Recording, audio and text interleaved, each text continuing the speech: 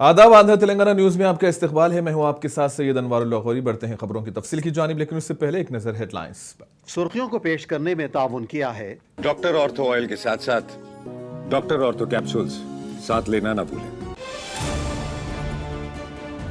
तेलंगाना कानून साज असेंबली और कौंसिल के सरमाई इजलास का आज से हुआ आगाज। अरकान असेंबली ने मुख्तलिफ उमूर पर किए सवालात।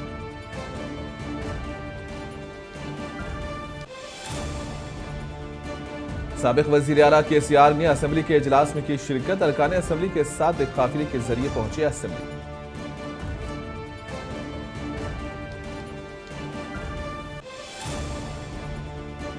वजीर आला चंद्रबाबू नायडू की सदारत में आंध्र प्रदेश काबीना का इजलास आज होगा मुनक्किद। कई एक अहम फैसलों को दी जाएगी मंजूरी।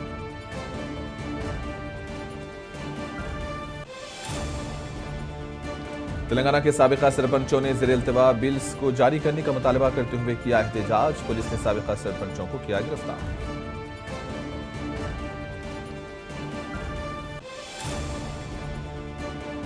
एर्नाकुलम जाने वाली टाटा एर्नाकुलम एक्सप्रेस ट्रेन में लगी आग। हादसे में एक शख्स की हुई मौत।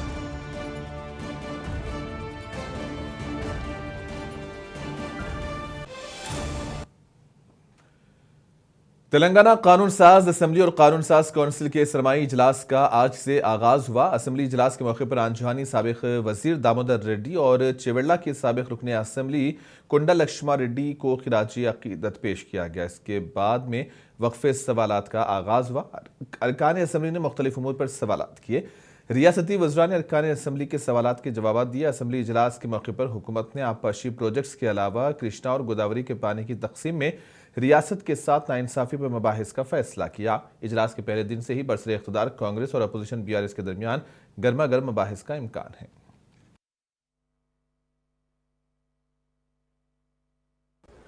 గౌరవ మర్యాదల గురించి, సాంప్రదాయం గురించి, సభా సాంప్రదాయం గురించి అందరూ రాజకీయ నాయకులం అందరం కూడా మాట్లాడుతూ సభా వేదికగా నేను తెలియజేసేది ఏంటంటే, ఎవరమైనా సరే ఎదుటి వారిని గౌరవించుకుంటూ విమర్శలు, సద్విమర్శలు, ప్రతి విమర్శలు చేయాలి తప్ప భాషని ఇంకా దిగజారుస్తూ మాటలు మాట్లాడడం అనేది సరైనది కాదనేది నా అభిప్రాయం. కొత్తగా వచ్చిన నాలాంటి వారు 57 మంది ఈ అసెంబ్లీలో ఉన్నారు. మిమ్మల్ని చూసి మేము నేర్చుకోవాలి, కానీ మీరు మాట్లాడే భాష ద్వారా ఇంకొక 4 పదాలు కలిపి దిగజారిపోయే భాషను మాట్లాడేంతటి.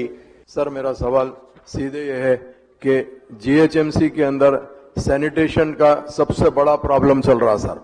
यहां तक कि ना गार्बेज लिफ्टिंग प्रॉपर है सर, ना स्वीपिंग प्रॉपर है सर।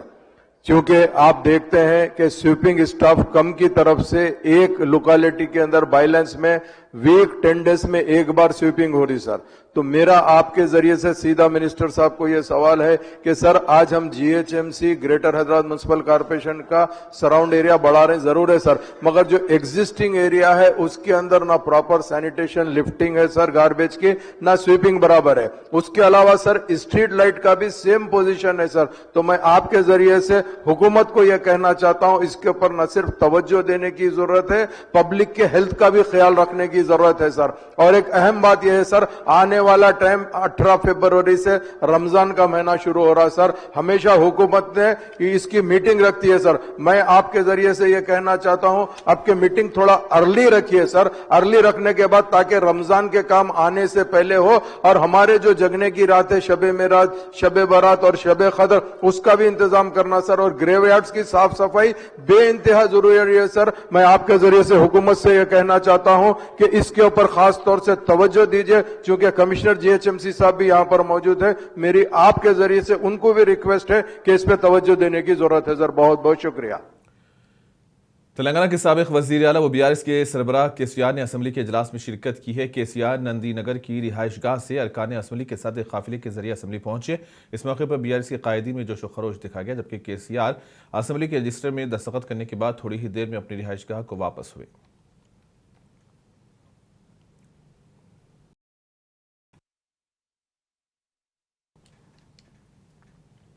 आंध्र प्रदेश काबीना की मीटिंग आज वजीर आला चंद्रबाबू नायडू की सदारत में होगी। ज़राए के मुताबिक काबीना की मीटिंग में नए अजरा की तश्कील और दीगर उमूर पर तबादला ख्याल किया जाएगा। इस इजलास में कई अहम फैसलों को भी मंजूरी दी जाएगी।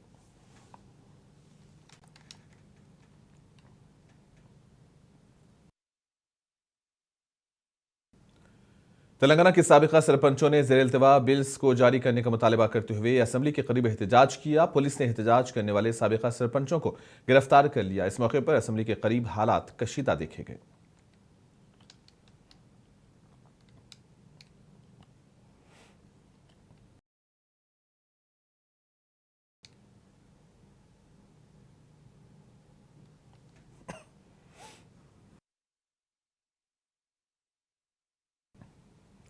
तेलंगाना कांग्रेस के senior leader V Hanumantha Rao ने आरएसएस के सरबराह मोहन भागवत की जानिब से दिए गए बयान पर रद्द-ए-अमल का इजहार किया। उन्होंने कहा कि इस तरह के बयानात माशरती हम आहंगी के लिए नुकसानदाह हैं। हनुमंत राव ने वोट बैंक की सियासत करने का इल्जाम लगाया। तुम्हारा स्वामी आनंद किधर गया?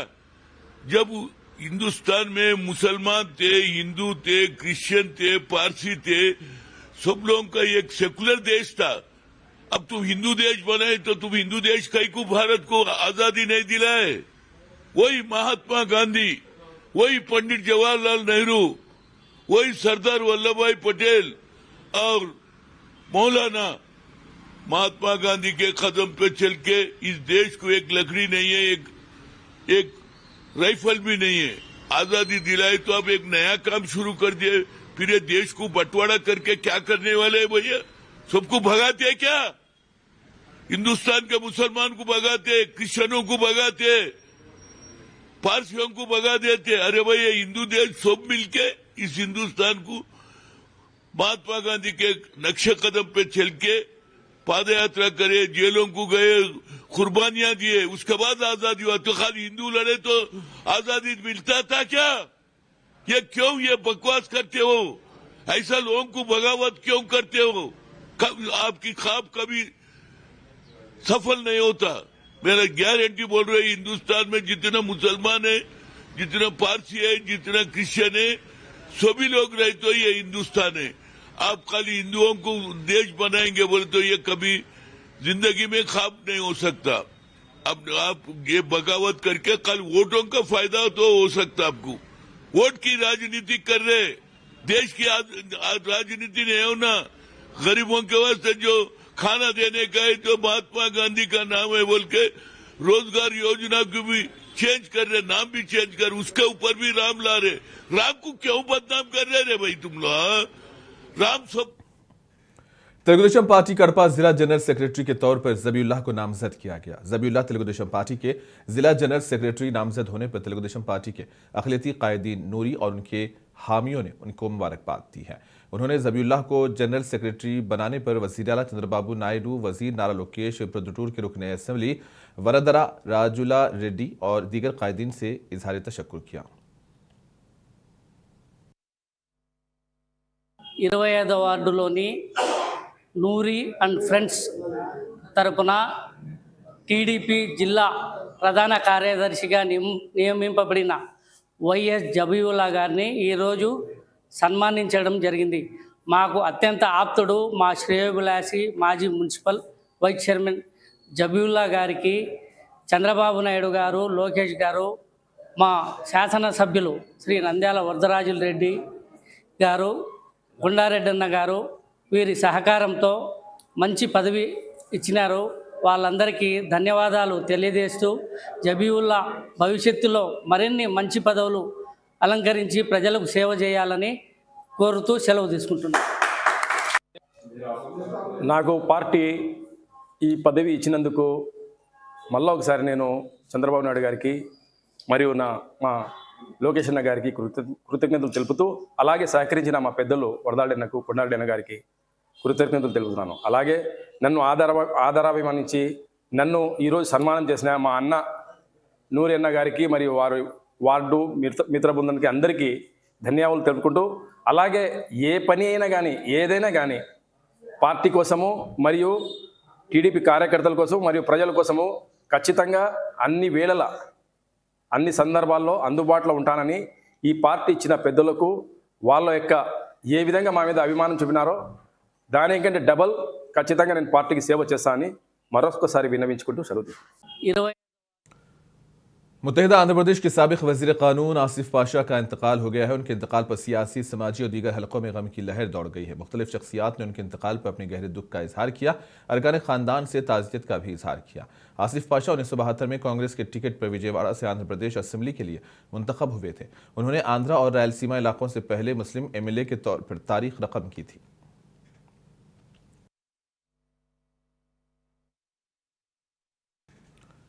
इतवार को विजयवाड़ा के कुमारी पालम ईदगाह मैदान में इज्तिमाई दावत इस्लामी की जानिब से एक इज्तिमा मुनक्किद हुआ। इस इज्तिमा में हजरत शाह बुखारी दरगाह के सज्जदनशीन अल्ताफ बाबा, हजरत मशकूर बाबा और दीगर ने शिरकत की। इस इज्तिमा में मुख्तलिफ मुकामात से मुसलमानों की बड़ी तादाद ने शिरकत की।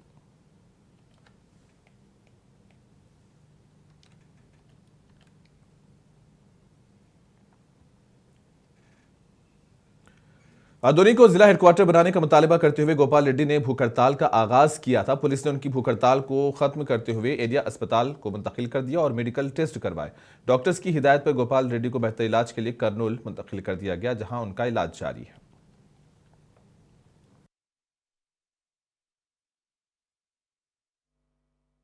ఎన్ గోపాల్ రెడ్డి అని అతని నైట్ 12 గంటలకు తీసుకురావడం జరిగింది. ఆయన బీపీ 90/60 ఉంది. ఆర్బిఎస్ 70 కంటే బిలో పడిపోతా ఉంది. పల్స్ 120% ఉంది. సో కిటోసిస్లో ఉందని చెప్పి ఇప్పుడు కర్నూలు రిఫర్ చేయడం కండిషన్ ప్రస్తుతానికి అదే కిటోసిస్లో ఉందని ముందు జాగ్రత్తగా షిఫ్ట్ చేయడం రిఫర్ చేయడం. Doctor Padmakumar, deputy superintendent, GGH Adoni. N Gopal Reddy Andhra Pradesh के अनकापल्ली जिले में एर्नाकुलम जाने वाली टाटा एर्नाकुलम एक्सप्रेस ट्रेन में इतवार की रात आग लगी। इस हादसे में एक शख्स की मौत हुई है। ट्रेन की पेंट्री कार से मुत्तसिल B1 और M2 AC कोचेस में आग भड़क उठी।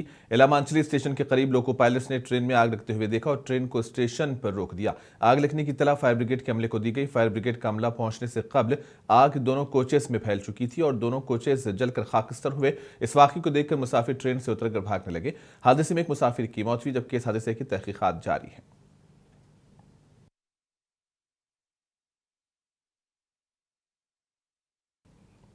आंध्र प्रदेश के मशहूर आलिम उस्ताजुल असातिज़ा हज़रत मौलाना मुफ्ती अब्दुल वहाब रशादी साहब का इंतकाल हुआ।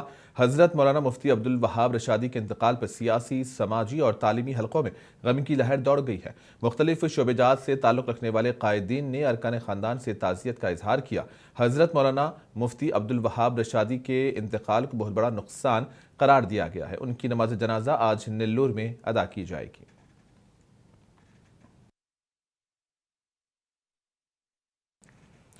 कड़पा जिले बुदवेल म्यूनसिपालिटी में मिट्टी की गैर कानूनी मुंतकिली की जा रही है। गैर कानूनी मिट्टी की मुंतकिली पर मीडिया के नुमाइंदों और मुकामी अवाम ने हुकाम को तवज्जो दिलाई थी, लेकिन इस पर कोई कार्रवाई नहीं की गई। मुकामी अवाम ने मिट्टी के गैर कानूनी मुंतकिली को रोकने के इक़दाम करने की हुकूमत से मांग की है।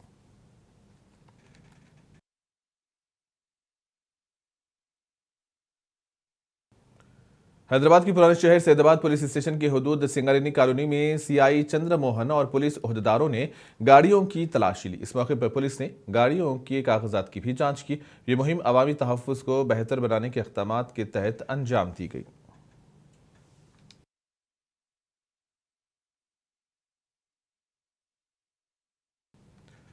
अरावली पहाड़ी सिलसिले की नई तारीफ के बाद तनाज़ा मज़ीद शिद्दत इख्तियार कर गया है। एक तरफ माहौलियाती माहिरीन और समाजी तंजीमें इस फैसले को कुदरती वर्से के लिए खतरा करार दे रही है, तो दूसरी जानिब हुकूमत और कानकनी से वाबस्ता हल्के इसे रोजगार से जोड़ रहे हैं। सियासी बयानबाजी, इल्ज़ामात और जवाबी इल्ज़ामात के दरमियान अरावली का मुस्तक़बिल एक बार फिर सवालिया निशान बन गया है। पेश सिलसिले में ये रिपोर्ट। अरावली सिलसिला जो गुजरात से राजस्थान और हरियाणा और बैरूनी दिल्ली तक फैला हुआ है, दुनिया के कदीम तरीन पहाड़ी सिलसिलों में से एक है। इन पहाड़ियों में से तकरीबन 80% राजस्थान में वाक़ हैं। माहिरीन का कहना है कि ये पहाड़ियाँ कई तरीक़ों से माहौलियाती लिहाज से अहम हैं। ये रेगिस्तान को मशरिक़ की तरफ फैलने से रोकती हैं। ये ज़मीनें पानी को रिचार्ज करने में मदद करती हैं। वो जंगली हयात की राहदारियों को महफूज रखती हैं और हयातियाती तनू से मालामाल हैं। ये पहाड़ियाँ मगरबी हिंदुस्तान में आबो हवा को मुनज़्ज़म करने में भी मदद करती हैं। ताहम कुछ इलाकों में ज़रूरियात से ज़्यादा कानकुनी ने मुबैना तौर पर इन पहाड़ियों को काफ़ी नुकसान पहुँचाया। राजस्थान के भरतपुर ज़िला का ये गांव इसकी मिसाल है। माहौलियाती कारकुनों का इल्ज़ाम है कि ज़रूरत से ज़्यादा कानकुनी ने माहौलियात को मुकम्मल तौर पर तबाह कर दिया है, जिसकी वजह से यहाँ खुश्क साली आम हो गई है।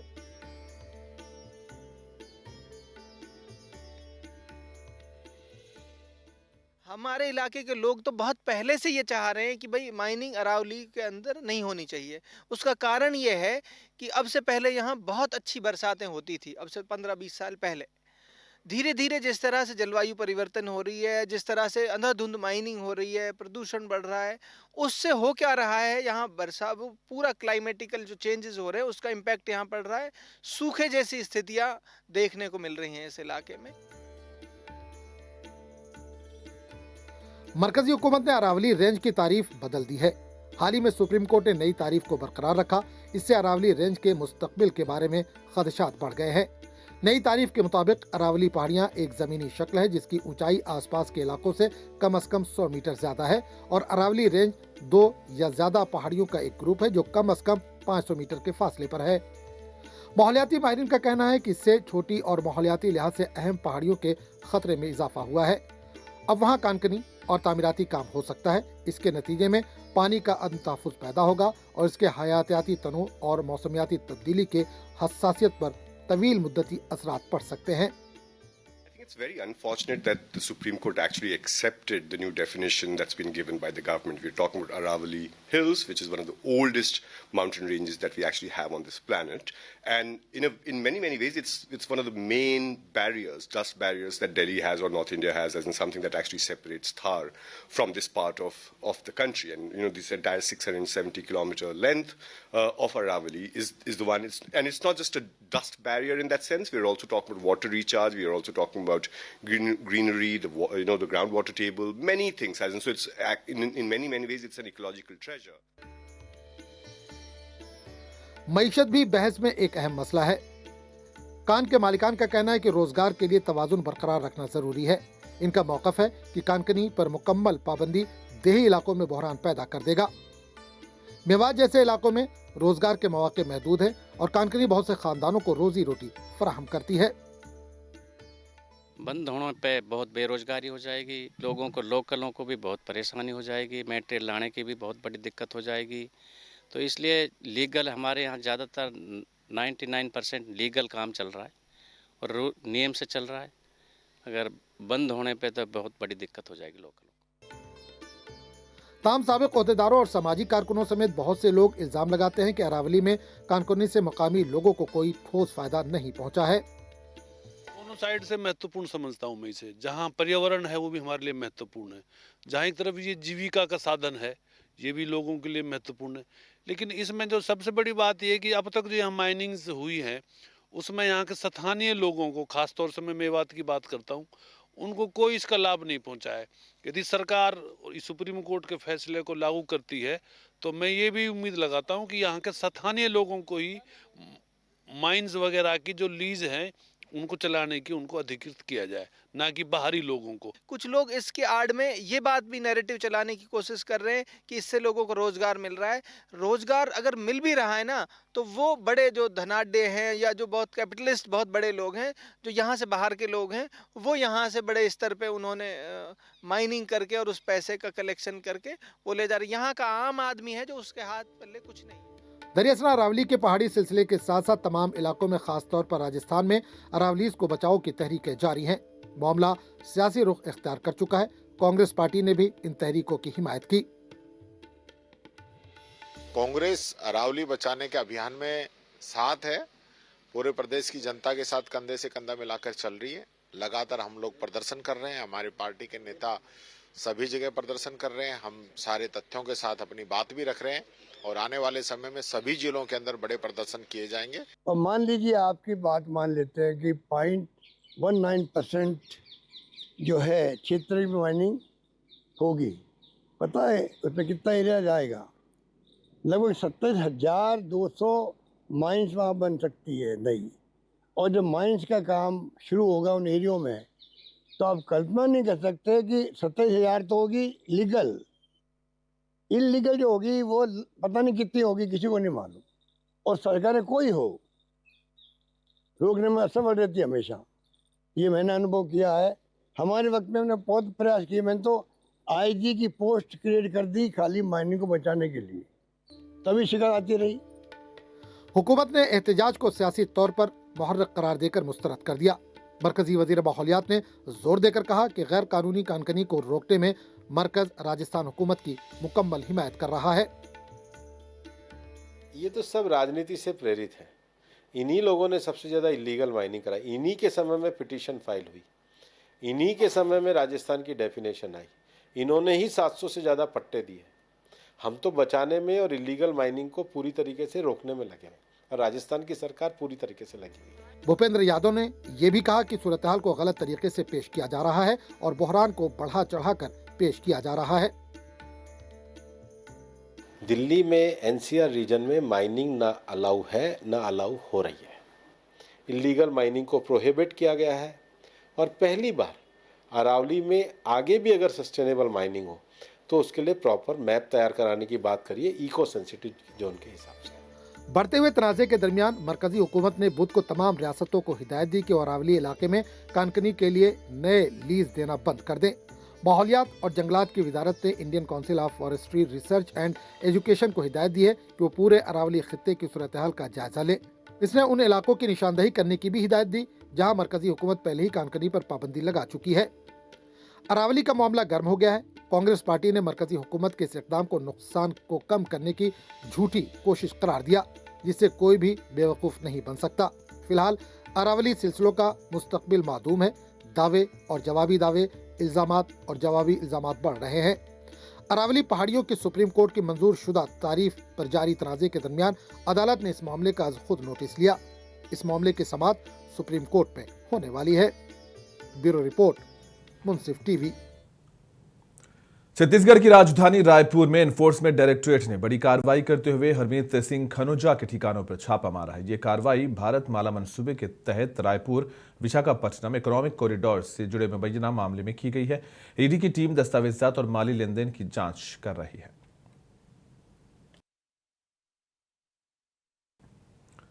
तमिलनाडु के थेनी जिले के बोदी असेंबली हलके में वोटर फहरिस्त के मुसवदे के बाद एक ही पते पर 93 वोटरों के इंदराज का मामला सामने आया है। इस इंकशाफ के बाद इंतखाबी शफाफियत पर सवालात उठने लगे हैं, जबकि इलेक्शन हुकाम की जानिब से इस मामले की जांच और तस्दीक की बात कही जा रही है।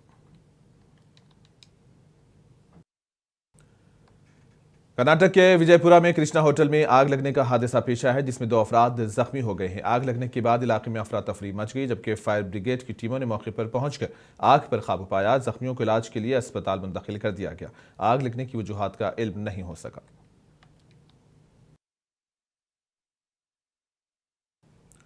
छत्तीसगढ़ के कोरबा में आग लगने का बड़ा हादसा पेश आया है, जहां शदीद आग की जद में आकर कई दुकानें जलकर खाक हो गई हैं। इस वाक़े के बाद इलाके में अफरा तफरी मची। फायर ब्रिगेड की टीमें मौके पर पहुंचकर आग पर काबू पाया। नुकसानात का भी अंदाजा लगाया जा रहा है।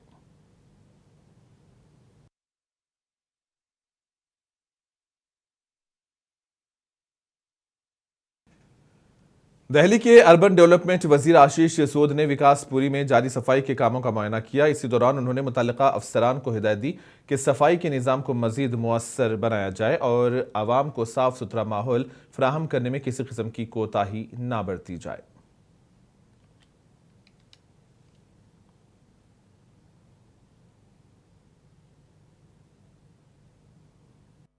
देखिए, दिल्ली सरकार का पूरी सरकार का फोकस दिल्ली को कूड़ा मुक्त करना, दिल्ली की जनता को स्वच्छ वातावरण देना है और स्वच्छता के नए पैमाने बनाने हेतु हम लोग सारे मंत्री, सारे विधायक नगर निगम के साथ मिलकर हम सफाई की व्यवस्था की जांच करते हैं। अब वो दिन चले गए जो नगर निगम को दोषी ठहराकर अपनी राजनीति चलाई जाती थी। अब अगर दिल्ली की सेवा करनी है और दिल्ली में परिवर्तन दिखाना है तो सबको मिलजुल कर काम करना पड़ेगा, जिसके लिए हम सब रोज सुबह निकलते हैं। नगर निगम को जहां साधनों की कमी है उसको पूरा करने का काम करते हैं और उसका समाधान करेंगे। और इसी के साथ ही खबरों का सिलसिला यहीं पर इख्तिताम पजीर होता है। दीजिए इजाजत, आदाब।